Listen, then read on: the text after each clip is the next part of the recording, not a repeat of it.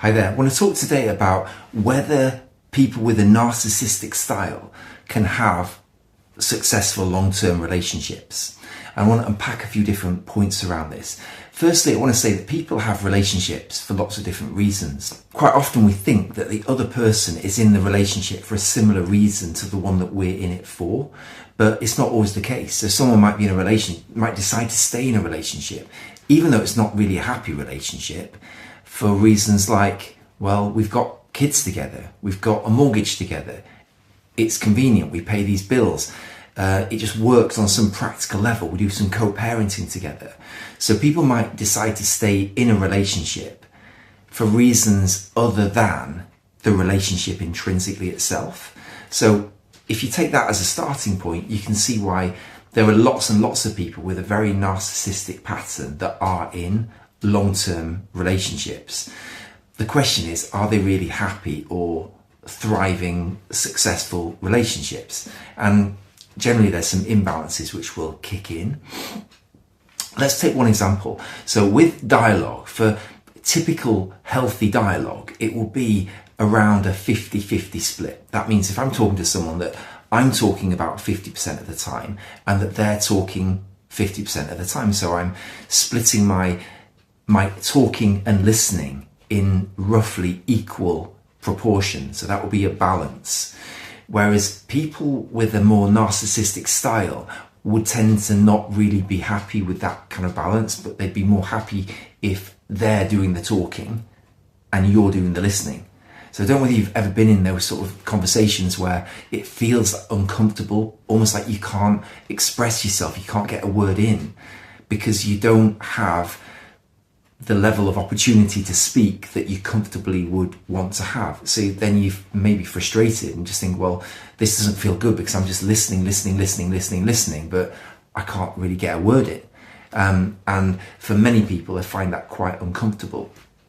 So think about that balance. Now, if the person with the more narcissistic style, who will typically want to have a greater than 50% control of the conversation, let's say, if the counterpart to the conversation is happy to take a lower percentage, speaking around 20% of the time, and the rest of the time I'm really happy just to keep listening, yeah, interesting, amazing, great, well, then that could work fine. Yeah, maybe that's a win for both parties, because, you know, maybe I don't like to talk that much, I just like to listen and understand what the other person is saying, in which case then maybe that's okay.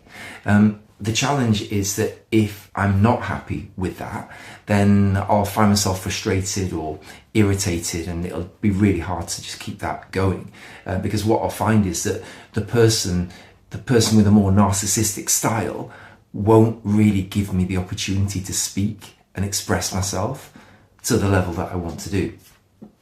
And so at that point, I may have a wake-up call and think, well, this doesn't feel right. It's like I'm giving the other person a chance to express themselves, but they're not willing to give me the same thing.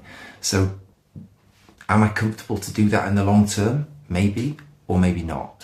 So that's one thing to consider. So if a narcissistic style person finds a counterpart that is happy to do more listening, then there's no reason why they couldn't stay together relatively happily. Yeah, and some people would be okay with that. They're just someone that doesn't have as much to say, and they like to listen and take on board what the other person's saying. So maybe that's okay.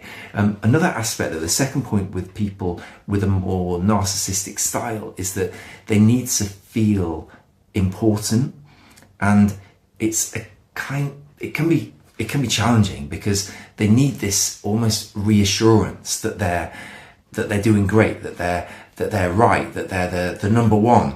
And if they're not getting that, and if you're not giving it to them, then they'll start to feel really uncomfortable. It's almost like a drug that they require to feel good, to feel good in themselves. And if they're not getting that supply, then they'll react in some way to get it.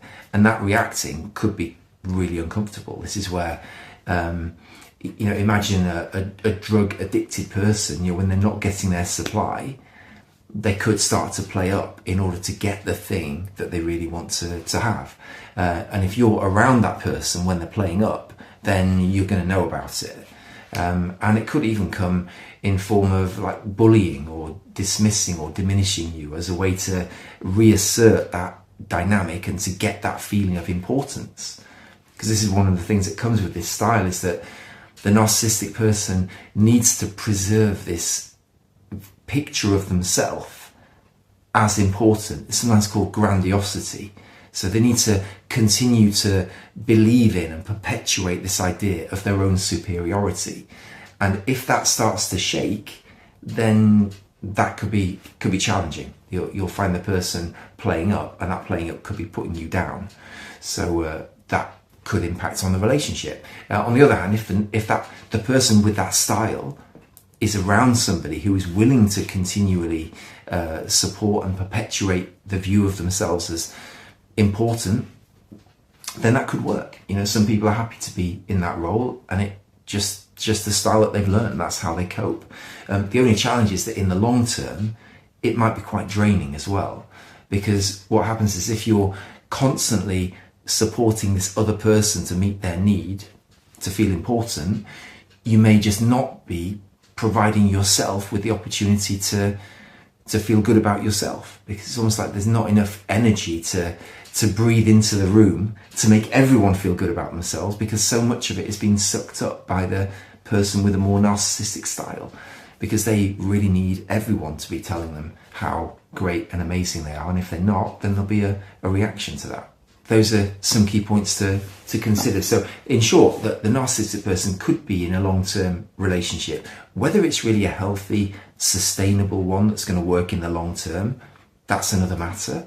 But then again, some people are happy just to stay in these kind of imbalanced relationships and just make it work, maybe for other reasons. Even if we're unhappy, as I said right at the beginning, we might be unhappy, but think, well, we're unhappy, but at least we're here for the kids, or at least we're paying off the mortgage, or at least we've got a roof over our head, or something like that. So, of course, we may just decide to stay, but again, doesn't mean it's going to be a happy relationship.